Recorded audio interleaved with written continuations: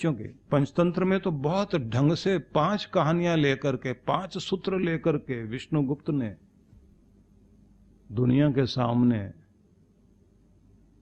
उन मंद बुद्धि बच्चों को भी बुद्धिमान बनाने का और प्रत्येक व्यक्ति को बुद्धिमान बनाने का संदेश दिया था, जिसमें वो एक चूहे को शेर बनने की कहानी सुनाते हैं। चूहा डरते हुए आया, ऋषि को दया आ गई और उन्होंने कहा क्यों डर रहे हो, मेरे पीछे बिल्ली पड़ी है।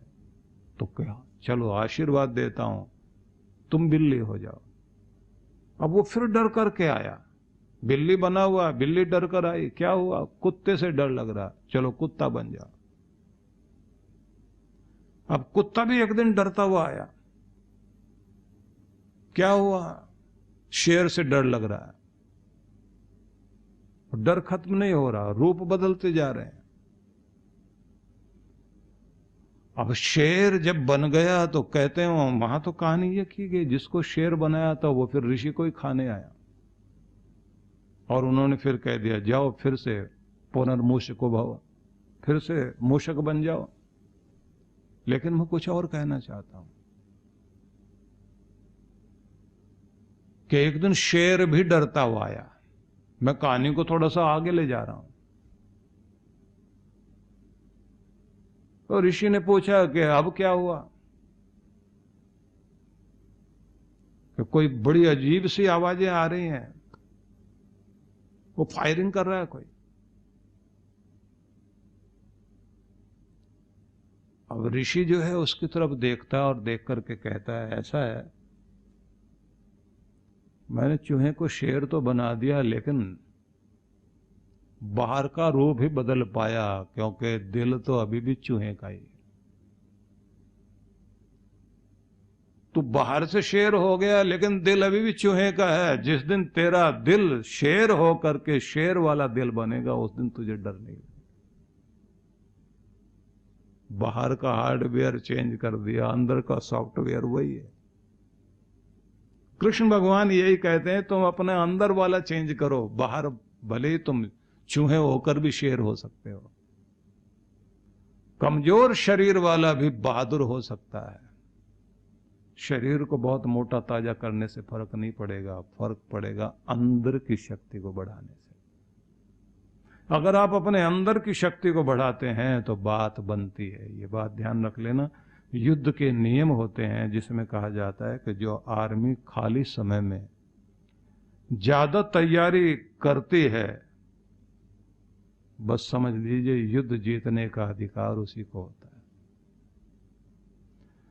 और जो खाली समय आने की तैयारी, खाली समय में आगे की तैयारी नहीं करते, जो खाली समय में सिर्फ अपना मनोरंजन करते हैं, मनोरंजन का समय बढ़ाते रहने से आप अपनी कार्य क्षमता खोने लगते हैं। मेरी बात को बहुत ध्यान से सुनते जाना, क्योंकि अभी मैंने बच्चों की कहानी से शुरुआत की थी, अब मैं थोड़ा सा गंभीर होता जा रहा हूं।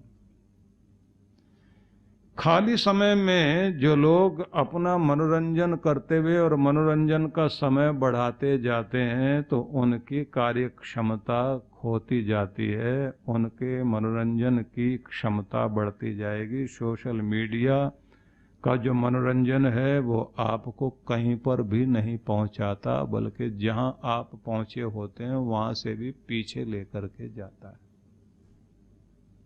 और फिर वो एक ऐसा पैटर्न बनाता है आपके मस्तिष्क में कि फिर आपकी वो आदत पड़ती है और फिर आपको वो हिप्नोटाइज करता है। फिर बिल्कुल वैसी स्थिति होती है कि एक बार अगर आपने सोशल मीडिया वाला प्लेटफॉर्म खोल लिया, फिर हिम्मत नहीं कि आप जल्दी बंद कर सके, घंटों बीतेंगे। और फिर आसान चीजों के लिए आपकी आदत पड़ती है, कठिनाइयों से आप भागते हैं। आराम वाली कोई चीज हो बता दो, कठिनाई वाला कोई सब्जेक्ट भी, कोई ज्ञान भी नहीं सुनना चाहते, जिसमें मनोरंजन होता हो। हम लोगों ने तो अपने धार्मिक प्रवचनों को भी धार्मिक मनोरंजन का केंद्र बना लिया। नाचो गाओ घर में जाओ। तो ये बात ध्यान रख लीजिए कि जब आप अपने खाली समय में आगे की तैयारी करते हैं और अपने आप को सक्षम बनाते हैं, अपनी कार्य क्षमता को बढ़ाते हैं,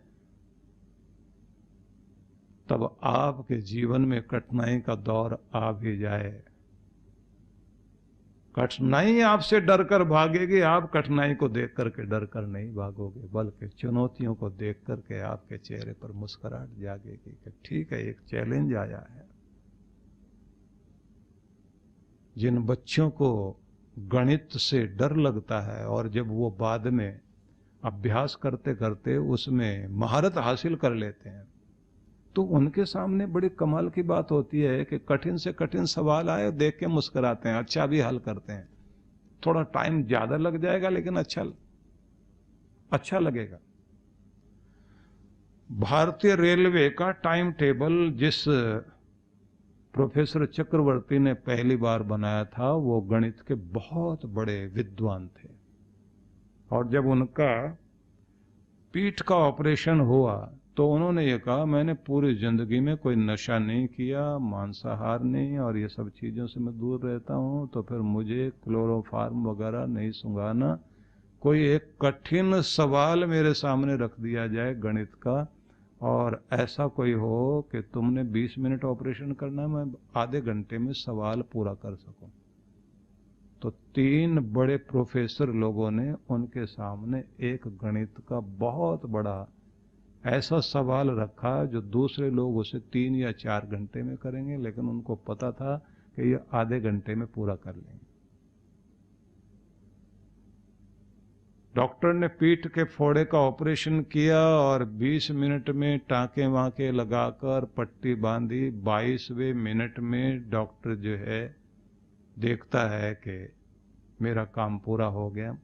25 मिनट के बाद इनका सवाल पूरा हो गया। ये सवाल में लगे हुए थे, इतने एकाग्र थे कि इनको अपनी होश ही नहीं कि हो क्या रहा, क्योंकि मन जहां खो जाता है तो आप देखते हैं बच्चे खेलते खेलते उनके पांव में चोट लग जाए, उनको पता ही नहीं लगता, खून तक बहने लग जाता है, खेल में इतने मस्त है। अचानक कोई बच्चा कहे तो तेरा तो खून निकल रहा है, अब उसको देखते रोना शुरू करता है कि अब घर वाले मारेंगे, तो अब रो रहा है। और रोता इसलिए है कि घर के लोग कहें कि नहीं नहीं बेटा अभी ठीक हो जाएगा, ठीक हो जाएगा। उसको चोट का दर्द नहीं है, उसको लगता है कि कोई डांटे नहीं। और दर्द का एहसास इसलिए नहीं हुआ क्योंकि वो एकाग्रता में थे। एकाग्रता जो है आपकी पीड़ा को भी भुला देती है। जो लोग अपनी एकाग्रता में अपने मन को लगा करके किसी भी एक काम में इतने खो जाएं कि उनको खुद का एहसास ही ना हो कि वो हैं कहाँ, आप समझ लीजिए कि उस समय आपके अंदर न जाने कितने कितने तरह की चीजें खुलती हैं। एकाग्रता जो आपको देती है उसका तो मुकाबला ही नहीं। आपके जीवन में बड़े से बड़ी चीजें तभी संभव हो पाती है जब आपकी एकाग्रता, कंसंट्रेशन बहुत अच्छी होती है। लेकिन जिन लोगों को अपना मनोरंजन में ज्यादा रुचि रहती है, उन लोगों की आदत पड़ जाती है ज्यादा मनोरंजन, ज्यादा सुविधा और कठिनाइयों से भागने लग जाएंगे।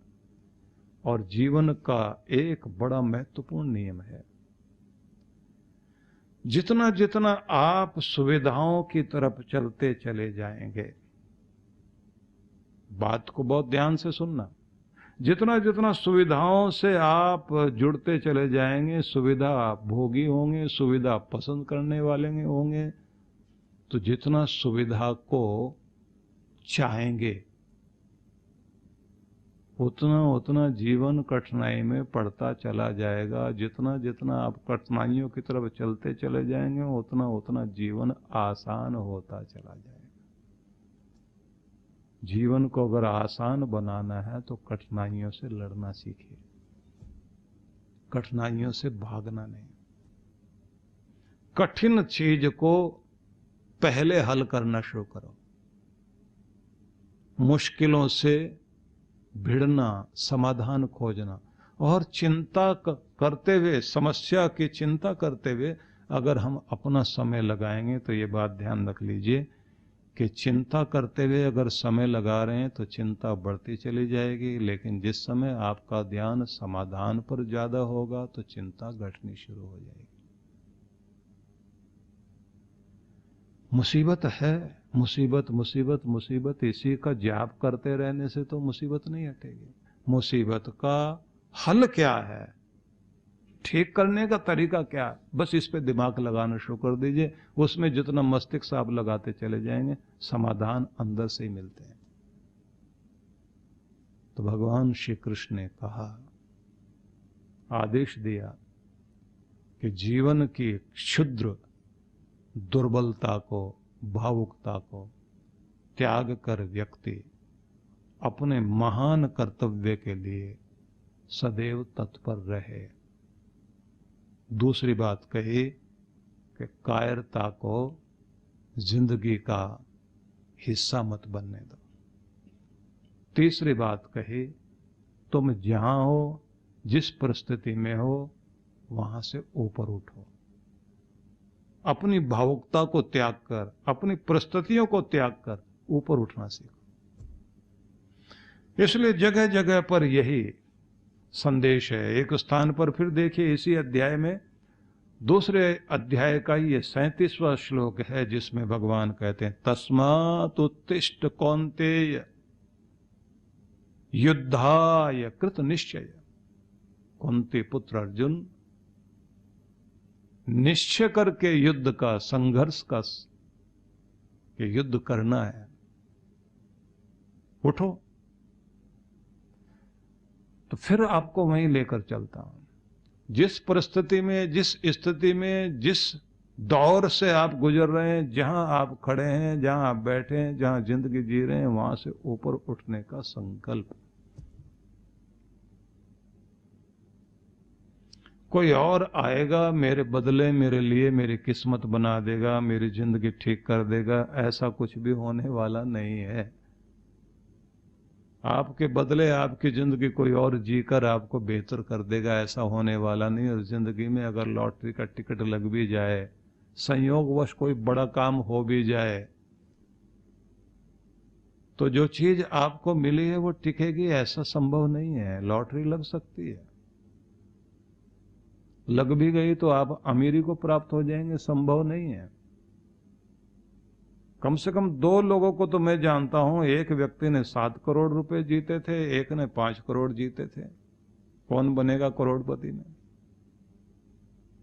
तो जिसने 5 करोड़ जीते थे, सुशील कुमार ने, उसके बारे में उसकी हिस्ट्री आप पढ़ लीजिए सोशल मीडिया। अगर देखने की ज्यादा रुचि है तो पता लग जाएगा कि धन तो आया था, लेकिन जैसे आया था वैसे चला गया। वो व्यक्ति आज भी टीचर है जहां से शुरुआत की थी। न जाने कितने कितने लोग हैं जिनकी लॉटरी लग जाती है, लेकिन फिर वहीं पहुंच जाते हैं। क्योंकि लक्ष्मी आ भी जाए, संयोग से आपको सफलता मिल भी जाए, तो टिकेगी तभी जब आप उसके योग्य होंगे। और योग्य होने के लिए आपको हर दिन तैयारी करनी पड़ती है। सबसे पहले तो एक बात ध्यान रख लीजिए कि जिस व्यक्ति ने अपने जीवन को महान बनाना है, थोड़ी ऊंचाई की तरफ लेकर जाना है, तो उसको सबसे पहले एक काम करना पड़ेगा। जीवन को अनुशासन से बांधना है। कठिनाइयों से भागना नहीं, जागना है। तीसरी चीज है, अपने समय का ठीक से उपयोग करना सीखना है।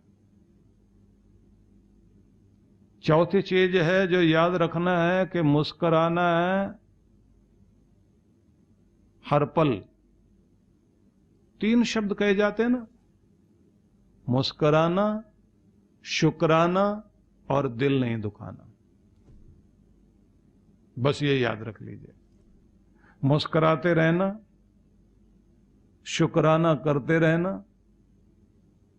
और किसी का भी दिल नहीं दुखाना, मतलब किसी को भी पीड़ित मत कीजिए। बस ये तीनों चीजें याद कर लें तो आपके जीवन में कृपा शुरू हो जाएगी।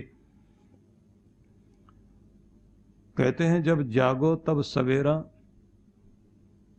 कहते हैं ना कि प्रभात तब नहीं होता जब सूरज निकलता है, प्रभात तब होता है जब आप जाग जाते हैं।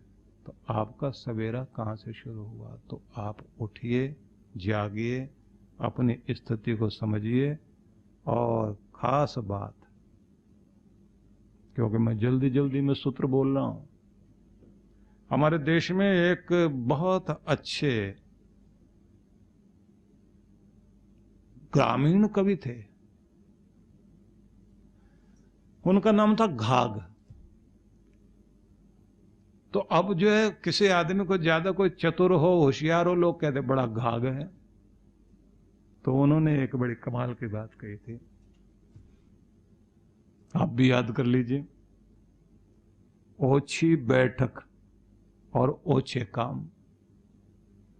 ओछी बैठक, ओछे काम, ओछी बातें आठों याम, घाघ बताए तीन निकाम, भूल ना लीजो इनके नाम। अब तीन क्या मतलब? ओछी बैठक, गलत ओछे लोगों के बीच जिसने बैठना शुरू कर दिया और ओछे काम करने शुरू कर दिए। ओछी बातें आठों याम और सारा दिन ओछी चर्चा, घटिया बातें, घटिया चर्चा, घटिया संगत और घटिया काम। जो तीन काम जिसने शुरू कर दिए, बोले ऐसे लोगों का अगर कुछ परिचय हो भी तो उनका नाम आपस में मत लेना। क्यों? कि कहीं उनका कूड़ा करकट तुम्हारे माथे पर ना चिपक जाए। तुम दुनिया में बहुत आगे जाने के लिए आए हुए हो, इसलिए उठो। तुम जहां